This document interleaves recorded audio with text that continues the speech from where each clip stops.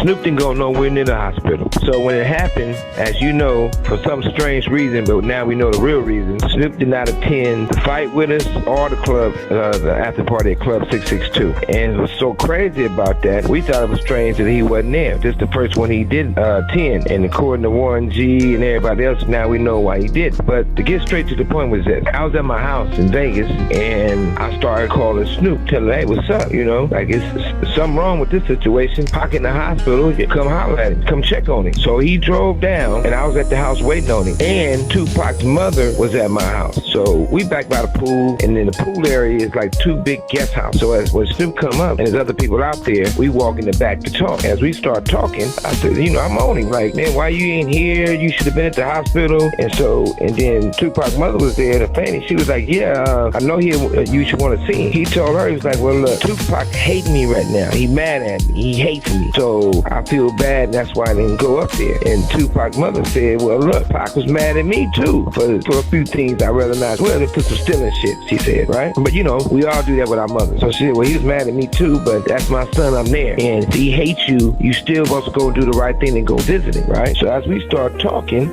Snoop did start crying and fell down and start throwing up, like literally throwing up, right? So we looking at him like, damn, what happened to this dude? I don't know where you get all the extras from, but they had a conversation at the hospital and all that. That's absolutely not true. Say less, if you know what I mean. And on top of that, he also claims that Snoop Dogg, totally unprovoked or asked for, promised to name his unborn child Tupac if he was a boy. He said, look, Boo Boo is pregnant. That's Shantae, Snoop's wife, by the way. That's the homegirl. She good people. So he told both of us that Boo Boo's pregnant. If it's going to be a boy, he going to name him Tupac, after Tupac. She had a boy, and they named him Cordell. That's Snoop's last son with her. But the problems with Snoop started long before that, because according to Suge, when they worked over a bad boy goon who tried to make a move on Suge, everybody was getting licks in except Snoop Dogg.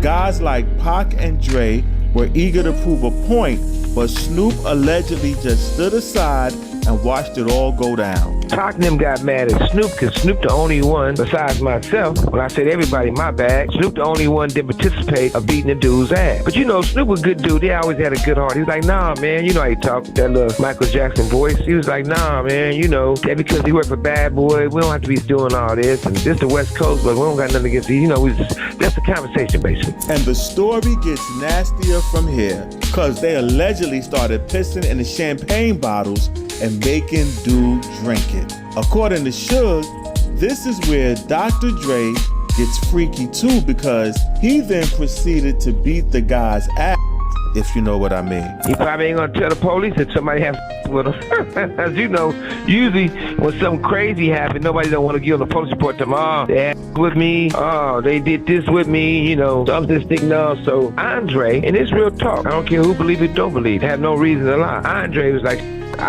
but believe me, it's not the first time that rodeo happened, because we all seen certain things they did, if you know what I mean. So, believe it or not, Dr. Dre beat it up a little bit. He then stayed on Snoop's case, pointing out that he too could also be in prison and that his business isn't straight.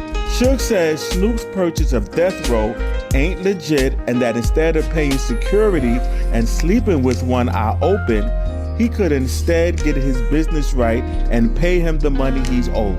And got sued for the civil case. I just found out you never paid my money back. I had to pay some of that for it. You didn't even have an album out. You owe me, but you ain't too smart, because if somebody really owe you, if you really owe somebody, pay that person their money. You're going to spend more money on beefing up security or living in fear. Or when I come home, knock on my door, explain to me why you got no money in my brain. You don't got to talk tough. We don't got to talk about each other. That gets nowhere. Whoever have a situation, we can have a situation.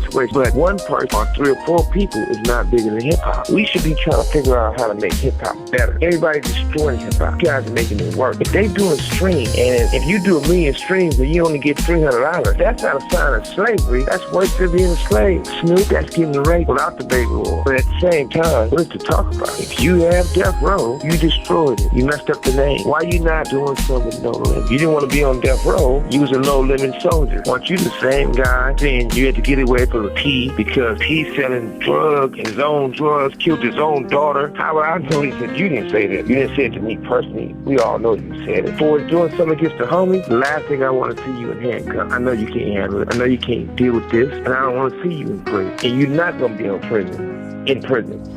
Not on my watch, but you know your role, what you participated in. You know your role, what you put up. And for you to still lie, become Pac like y'all was friends, it's sad. It's sad to the fact that when Pac started to blow up, he was getting hot at everybody because they weren't riding for one another like he does and the whole group used to do. Suge Knight claims that when Snoop Dogg was battling the murder trial, he and the lawyers asked Dr. Dre to take the stand as a character witness for Snoop, but he refused, which led to Pac getting into it with Dr. Dre a little bit. When Snoop trial was going on, I needed Andre to go up there and be a character witness for him. And he didn't want to do it. The lawyer's like, man, you gotta go. We need you. He said, man, he was like, you gotta cancel that. It's up to me. He going to prison. So Pac was like hot about that because Pac had so much love too. That's another thing about Pac so much. He was like, I'm riding for this dude. He ain't riding for me. So that's how it all started going bad. And lastly,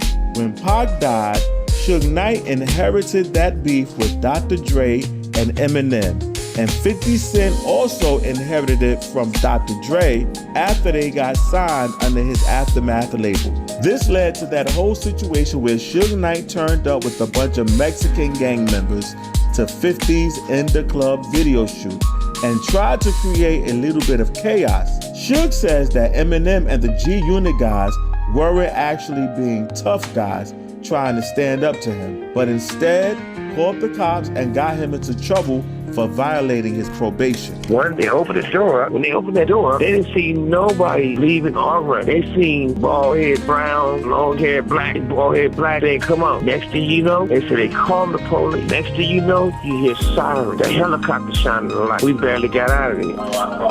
After I got out of there, I had about like 50 did an interview. It's Newsweek, Entertainment Weekly or whatever. And they asked him about that. They said, hey, didn't they come up there to get y'all? And 50 was like, no, he can't. He just wanted to know who the new kid on the block was. They came up there real deep with Mexican gang members, black gang members. He said, is that a violation of Suge Knight parole being around gang members? So, and I ended up getting violated on all that type of stuff. So for Eminem checking me, that's a laughing matter, you know. I mean, it's ridiculous. But at the same time, Eminem, you know, I'm not a rapper. I'm quite sure you can out-rap me. I'm definitely too big to slap the shit out of you. But if that's something he really want to get it, I'm quite sure I could find a little homie in his class and run it, you know. I don't know why everybody got so many stories. For me to be a person who just living my life. Now, fast forward to this new interview and Suge Knight speaking on